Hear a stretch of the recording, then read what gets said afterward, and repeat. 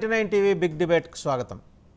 ద్వారంపూడి చంద్రశేఖర్ రెడ్డి కాకినాడ మాజీ ఎమ్మెల్యే జనసేనాని మీద ఆల్మోస్ట్ ఆయన ఎమ్మెల్యేగా ఉన్న సమయం అంతా కూడా కాలు దివినందుకు గాను ఈరోజు దానికి తగిన ప్రతిఫలం అయితే త్వరలోనే అందుకోబోతున్నారట. బియ్యం స్మగ్లింగ్ ఆరోపణలు ఎదుర్కొంటున్న ద్వారంపూడి వ్యవహారాన్ని పౌర సరఫరాల శాఖ మంత్రి నాదెళ్ల మనోహర్ చాలా సీరియస్గా తీసుకున్నారు. దానితో పాటుగా తెలంగాణ గవర్నర్ రాధాకృష్ణన్ గారు ఆంధ్రప్రదేశ్ ముఖ్యమంత్రి చంద్రబాబు నాయుడు గారితో సమావేశం కావటం వెనక ఉన్న ఆంతర్యం ఏంటి, ఏమన్నా పొలిటికల్ మోటివ్స్ ఉన్నాయా?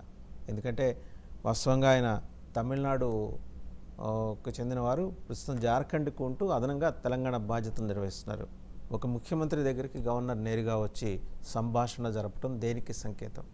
ఇంకా ఈ వారంలో జరగబోయే అరెస్టులు, వైసీపీకి కనిపించబోయే చుక్కలు, వీటన్నిటి మీద సమగ్రంగా చర్చించడానికి మనతో ఉన్నారు వైసీపీ అధికార ప్రతినిధి రేగిడి లక్ష్మణరావు గారు. నమస్తే లక్ష్మణరావు గారు. అలాగే బీజేపీ అధికార ప్రతినిధి నరసింగరావు గారు. నమస్తే నరసింగరావు గారు.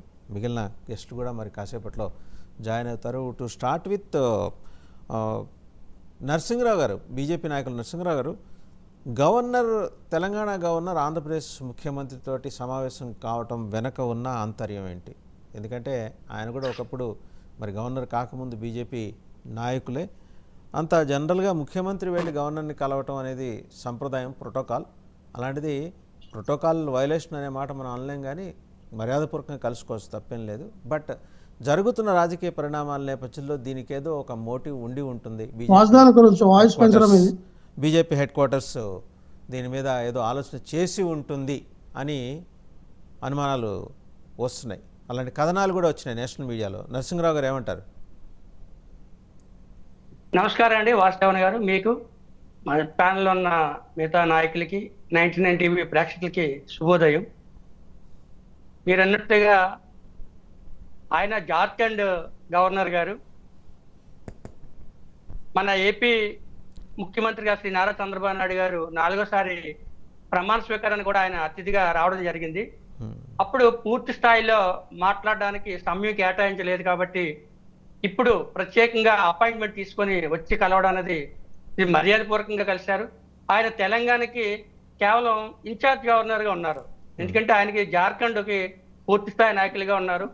గతంలో మీరు చెప్పినట్లుగా బీజేపీ నాయకులు కాబట్టి ఎన్డీఏ కూటమిలో పలు సలహాలు సూచనలు తీసుకోవడానికి కూడా పిలిచి ఉండొచ్చు. ఇది మర్యాదపూర్వక కలయికే కానీ ఇందులో ఎటువంటి రాజకీయం లేదని గవర్నర్ గారు కూడా తెలియజేయడం జరిగింది. ఇది మర్యాదపూర్వకంగా కలిశారు, ఎందుకంటే అమరావతి ఇప్పుడు ప్రపంచ స్థాయిలో నెంబర్ 1 స్థాయిలో మన అమరావతి నిర్మాణం చేపట్టబోతున్నారు. దానికి ఇలాంటి మేధావులు అందరి సలహాలు సూచనలు తీసుకునే అవకాశం ఉంది. అందులో భాగంగా మర్యాదపూర్వకంగా కలిసి వచ్చారనే మనం భావించాలి. మరొక మాట చెప్పారు, ఈ ద్వారంపూడి చంద్రశేఖర్ గారు మరి ఏదైతే ఆయన మంత్రిగా ఉన్నప్పుడు ఎన్నో అవకాశాలు ఎమ్మెల్యేగా అండి, ఎమ్మెల్యే మంత్రి కాదు ఆయన, ఎమ్మెల్యే.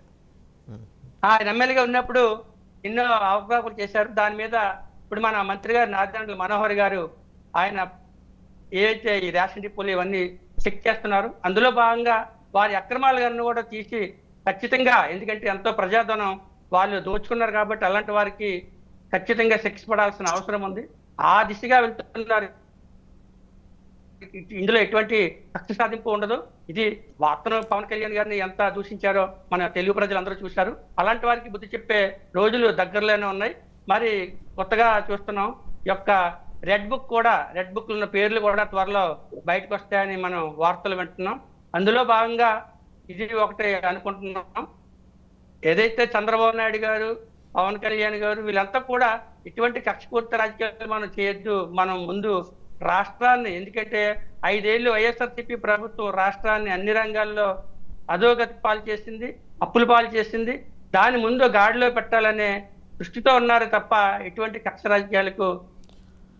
నరసింహరావు గారు, మీకు ఒక కపుల్ ఆఫ్ క్వశ్చన్స్ ఉన్నాయి, మళ్ళీ వస్తాం మీ దగ్గరికి. ఒకసారి బాలకోటే గారి దగ్గరికి మళ్ళీ వస్తాను నరసింహరావు గారు, మీకు ఇంకా కొన్ని ఇంపార్టెంట్ క్వశ్చన్స్ ఉన్నాయి. నరసింహరావు గారు, నేను మళ్ళీ వస్తాను మీ దగ్గరికి. ఒకసారి బాలకోటే గారి దగ్గరికి వెళ్తున్నాను. బాలకోటే గారు, ద్వారంపూడి చంద్రశేఖర్ రెడ్డి వ్యవహారం కొంత సీరియస్గా టర్న్ అయినట్టే ఉంది. ఎందుకంటే ఆయన కాలు దువ్వటమే కాకుండా నోరు పారేసుకోవటం, వీటిల్లో ఆయన తన నైపుణ్యాన్ని మొత్తం పూర్తి స్థాయిలో 5 ఏళ్ళు 100% ప్రదర్శించారు.